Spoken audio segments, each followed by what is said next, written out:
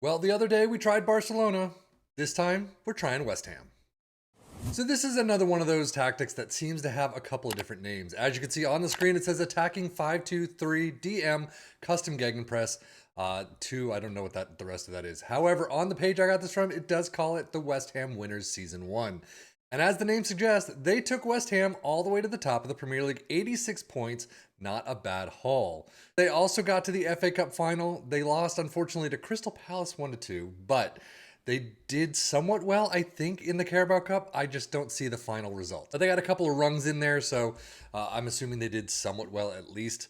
But we're going to test it out, as usual, with our three teams of Liverpool and Aston Villa in the Premier League and our championship side of Ipswich Town. All that said, let's just dive into the Premier League and see how they did.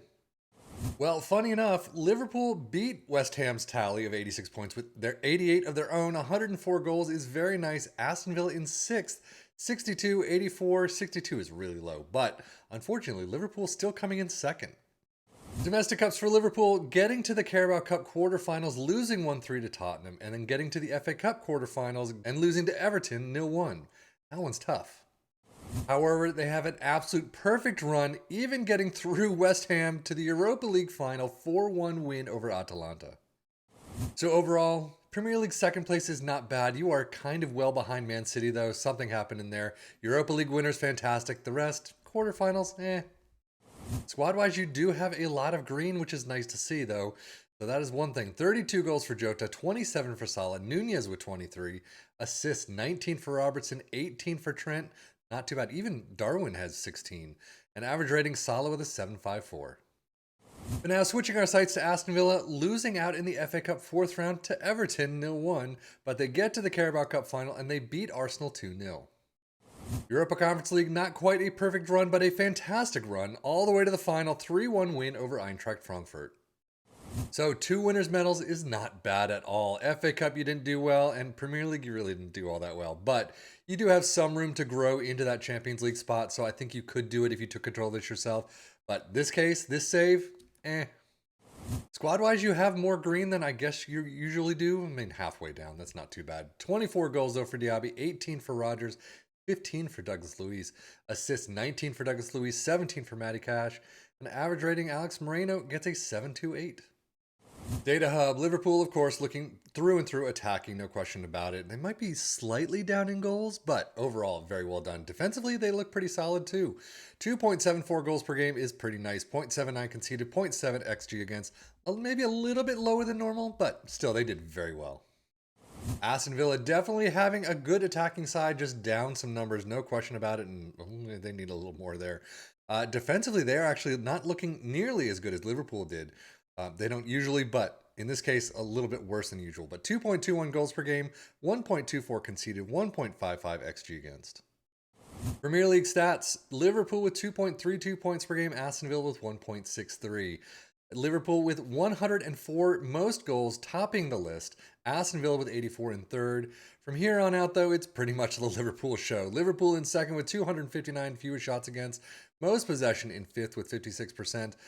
You get 7th place with most dribbles made, 604. You do get the band back together. Liverpool with most shots, 789. Now Aston Villa in second, all the way down to 596. But now, of course, the biggest question, how did our championship side of Ipswich Town do?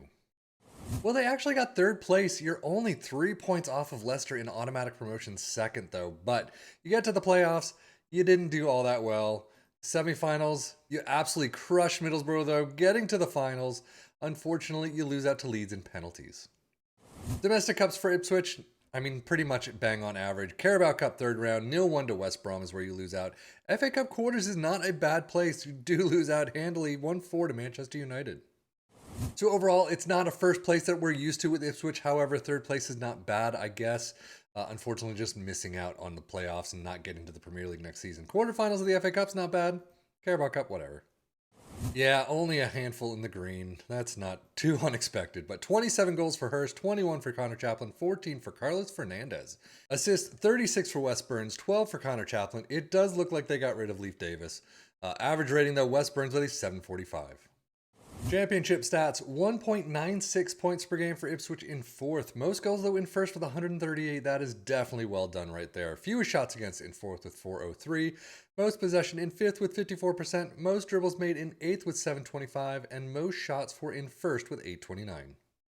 But let us take a look at the tactic itself. Now, it does call this a 5-2-3. To me, with these win-backs in attacking up here, I would say this is more a 3-4-3, but to each their own. This was the creator's choice of saying a 5-2-3, not mine. But we start out with a sweeper keeper in attack, ball-playing defenders on the left and the right with a libero in support in the middle.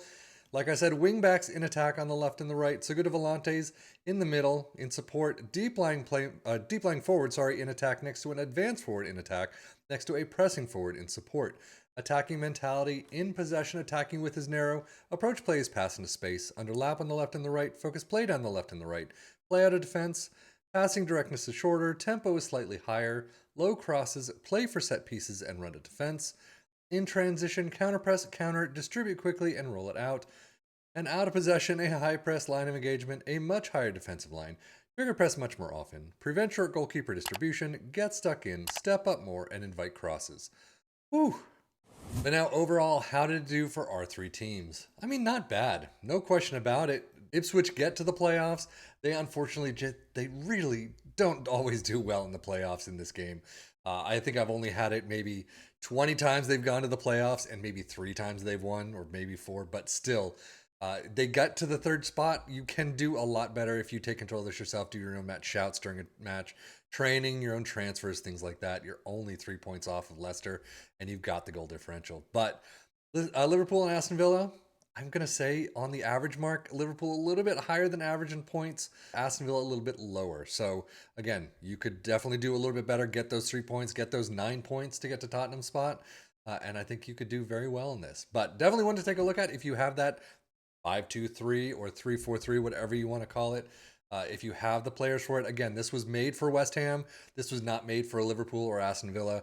So you might need to kind of control your players and get new transfers in that actually fit the tactic itself. But with West Ham, it seems to work fairly well, at least in their save. But that is it for me, Sefian FM, for the Football Manager blog channel, saying thank you as always for watching. Take care and enjoy.